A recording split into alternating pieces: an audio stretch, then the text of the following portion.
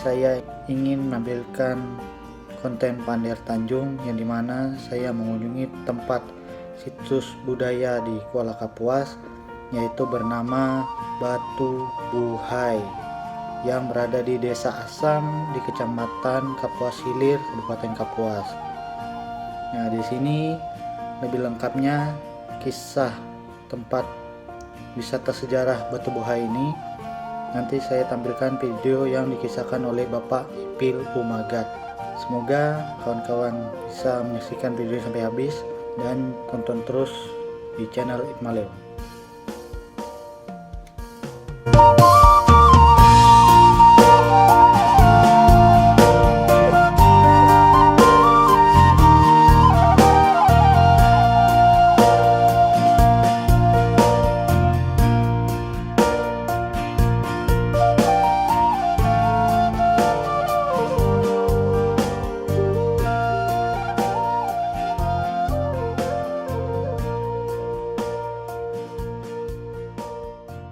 Aku berlaku, kau kira menyerita akan ini ya, karena ampi gitang, jadi aku bercerita akan ulu, langsung orang itu membunyikan dirinya ke sini dengan cara tidak benar, membohongi. Nah, sebab itu aku minta dengan kalian yang sudah merumuskan masalah ini dengan kami ini menceritanya dengan jujur, tidak ada kekurangan sesuatu apa, terkecuali masalah itu belum sampai kepada kami. Kalau ada yang lain-lain. Nah, jadi yang pertama-tama dulu aku meriwayatkan tentang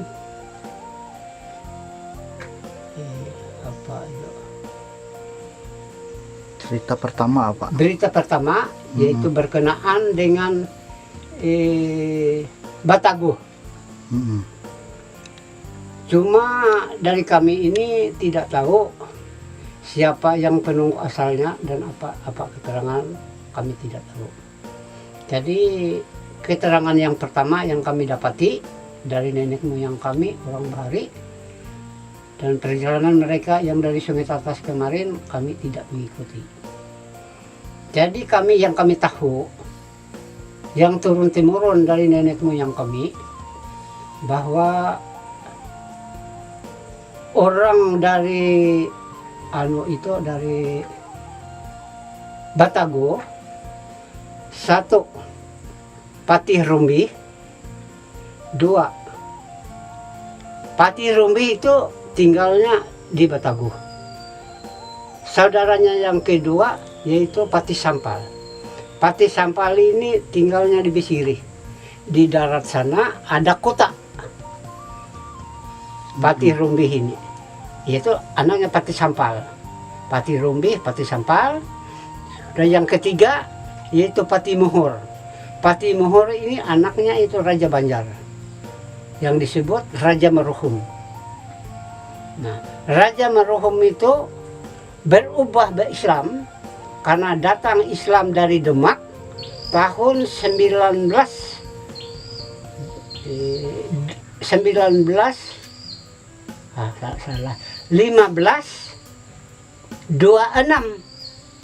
datang dari Demak langsung ke Banjarmasin.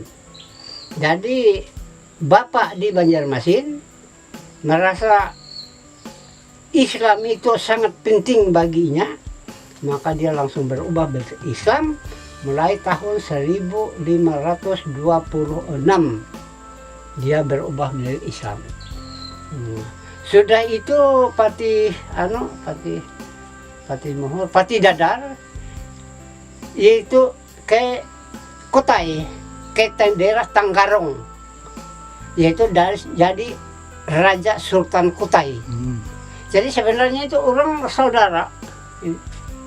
Nah, jadi kalau mereka di Kutai berhadapan dengan kami, mereka itu menyembah dengan kami, karena mereka anggap saudaranya yang tertua. Cuma yang tidak tahu kisahnya cuma yang dari Banjar. Dari mereka orang Banjar menyebut Raja Suryansah itu raja orang Banjar. Tapi sebenarnya tidak. Sedangkan mendapat keterangan dan penjelasan dari orang luar bahwa masjidnya itu tunjuknya di atas ada batang garing. Sedang batang garing itu simbol orang Dayak.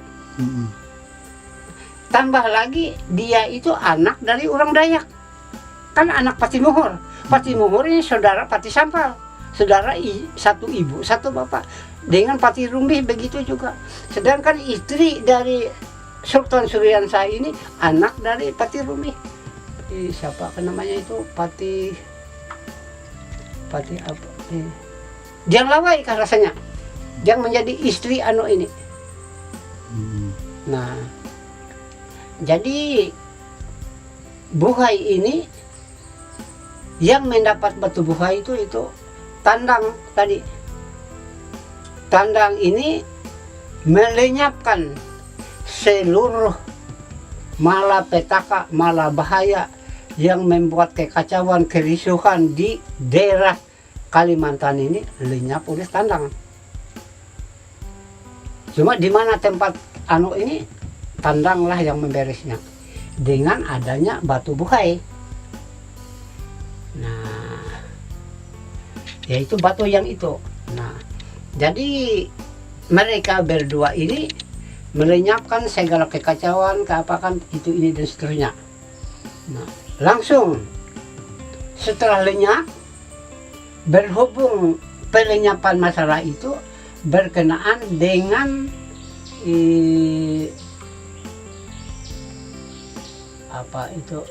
tiwah di Barasak.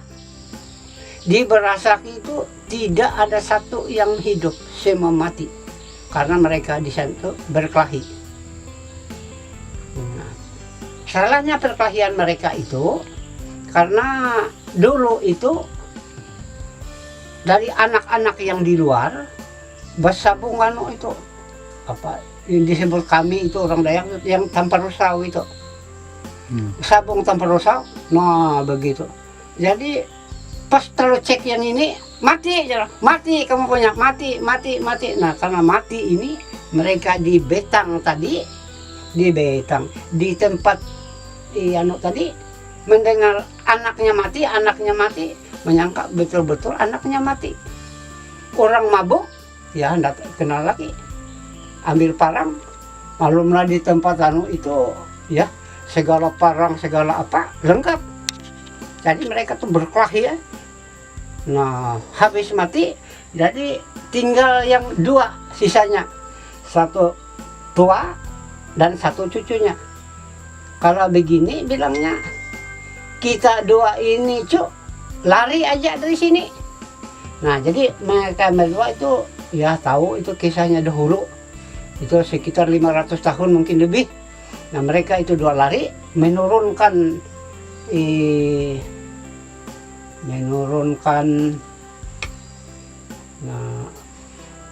sebagai jukung itu gerantung, gong, turun gerantung, kedua masuk, langsung di kayu, terus masuk ke Dedaku, sampai lagi ke Sungai Puron, hendak menuju ke Mantangai.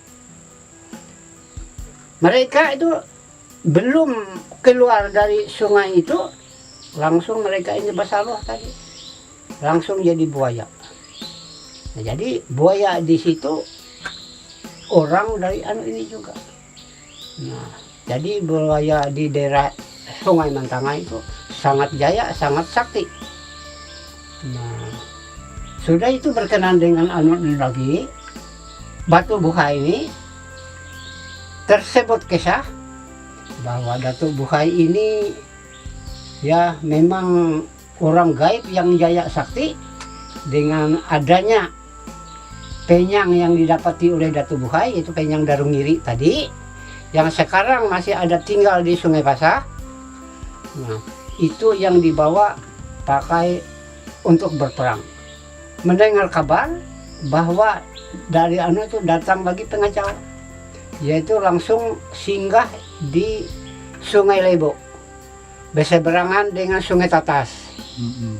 Nah, dari di Sungai Tatas itu orang rame, di Sungai Lebo ini langsung mereka itu untuk menunggu ke keramaian menyeberang mendatangi Berasak tadi.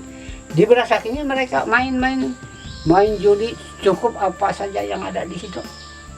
Nah, jadi pulang pergi ini, nah pas terdengar kabar untuk Tandang bahwa yang datang itu adalah orang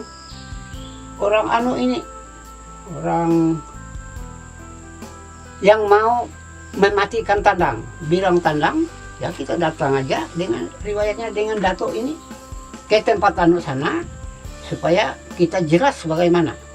Ya datang bahwa bilang mereka yang 500 ini tadi yang di Sungai Lebo, bahwa mereka itu menunggu panglimanya yang datang.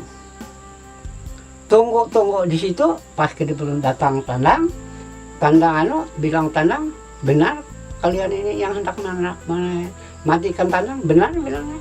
Nah, kalau kalian hendak mematikan Tandang, aku juga hendak mematikan Tandang. Nah, kalau begitu dan panglima kalian di mana lagi? Masih di sana. Nah, aku datang mereka. Nah, jadi Tandang ini langsung kayu sampai ke pinggir Batang Banyu itu Dadaho karena macam ini. Nah macam itu. Nah jadi ke sini yang langsung ke apa itu Belawang. Yang ini ke sini langsung tembus Mangkatip. Nah, jadi dari sini tadi mendengar suara ada yang masuk dari sini, Tandang jaga di sini. Jadi mereka ini ketemu di muara ini. Jadi bilang Tandang, Bapak ialah pangkal 5 orang yang mau merampok, yang mau mencari Tandang. Benar? Bilangnya. Apa? Dia sangka bahwa Tandang ini yang mau menjaga mereka. Tapi sebenarnya memang begitulah. Tapi rahasia ini adalah rahasia Tandang. Yang datang Tandang katanya untuk mematikan Tandang. Tetapi ini bukan. Nah, bilangnya kalau kamu untuk mencari Tandang dan akan mematikan Tandang, ayo kita sama-sama ikat perahu kamu di sini. Ya ikat. Nah, orang setelah diikat langsung ayo. Dia pander, cukup macam pandernya itu ini dan seterusnya.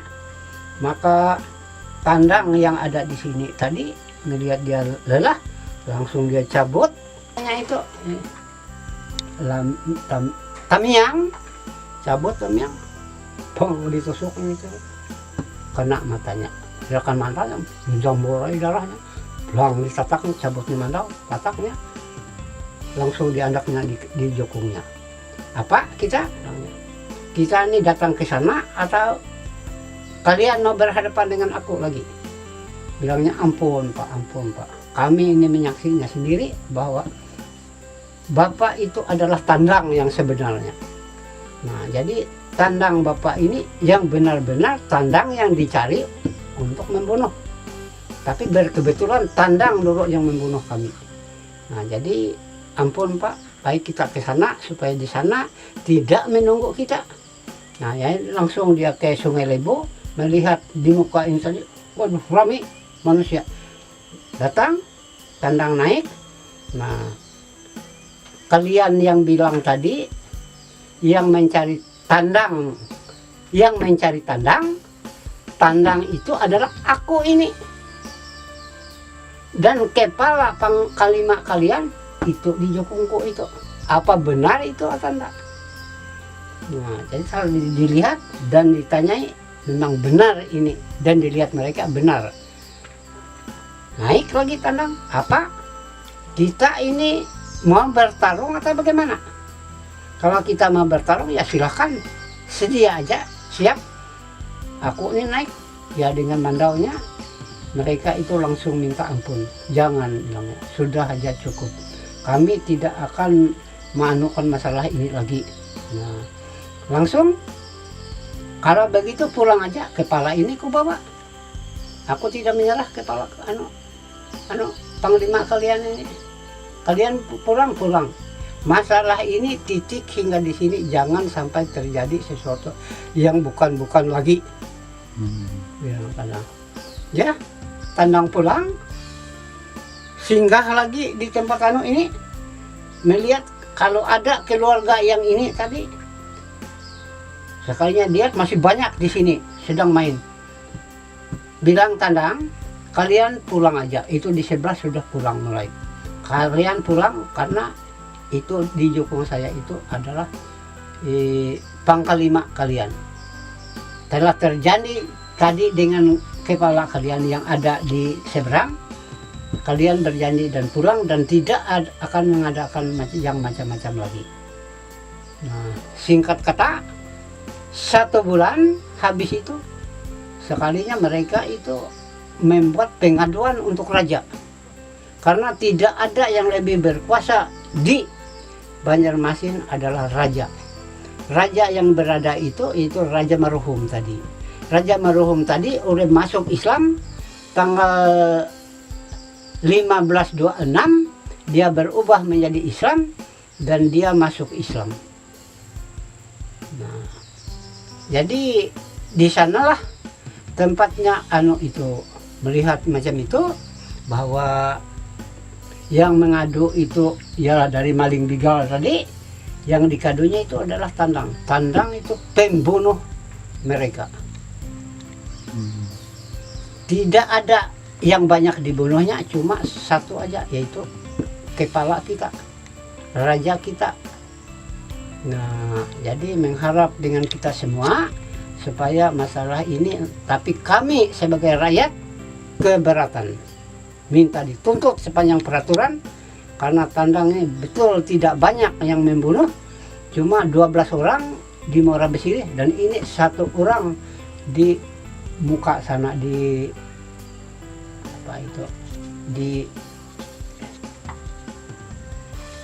di Muara Dedahuk tadi. Dia mematikan ini. Sekarang cuma 13 orang aja yang dimatinya. Jadi betul 13, tapi rasanya dan rupanya itu sangat berat. Karena apa yang sangat berat? Karena tetuha kita habis dibunuhnya. Nah, di Mlengal itu langsung dari Raja Sultan Suryansah percaya, dan Sultan Suryansah itu tidak percaya bahwa Tandang yang membunuh ini adalah saudaranya. Dia tidak tahu dan tidak kenal. Nah, jadi datang orang kirim surat, entah dari mana-mana, dari laut kah, oleh Banjar itu enggak ada. Kan enggak ada dulu itu. Nah, entah dari laut, entah dari sana apa yang langsung ini. Jadi Tandang itu langsung membuka surat dan membacanya, bahwa Tandang itu untuk dibalas hanya dibunuh, lain tidak. Datang ke Banjar, tatak kepala, mati. Nah, jadi langsung bilangnya Tandang, tidak aku ke sana, aku yang sakit. Ke sana aku juga yang sakit. Semua aku ini mati, tidak ada apa-apa. Nah, jadi bilangnya kalau begitu, bilang Datuk Bukai, kamu datang ke Banjarmasin, sampai di sana, kamu masuk jangan dari luar. Yang menunggu kamu di luar itu adalah Raja Sultan Suryansah tadi. Kamu masuk dari dapur, karena dari dapur istrinya, yaitu siapa tadi yang aku bilang tadi, Diang Lawai, ya Diang Lawai juga kalau tidak salah. Nah kalau salah tuh ya, nah itu aku maaf lah. Kalau salah, cuma 1 lagi siapa akan nama saudaranya.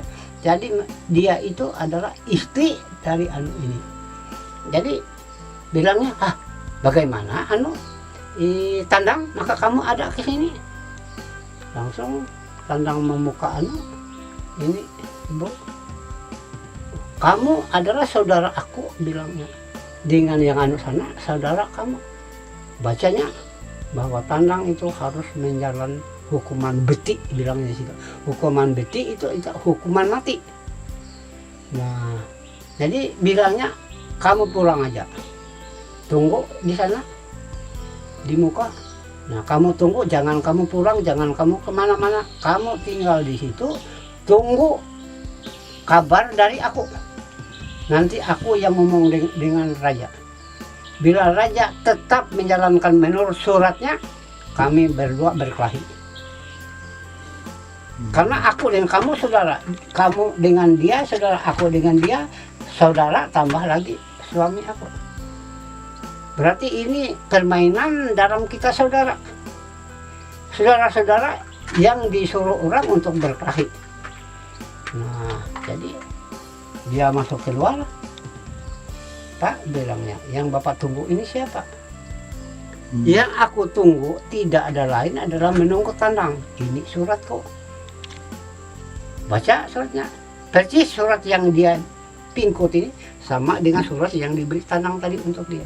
Nah, dia bilang, nah kalau kamu hendak mematikan tandang, baik kita dua berkelahi, berpegang tangan ini dengan mandau.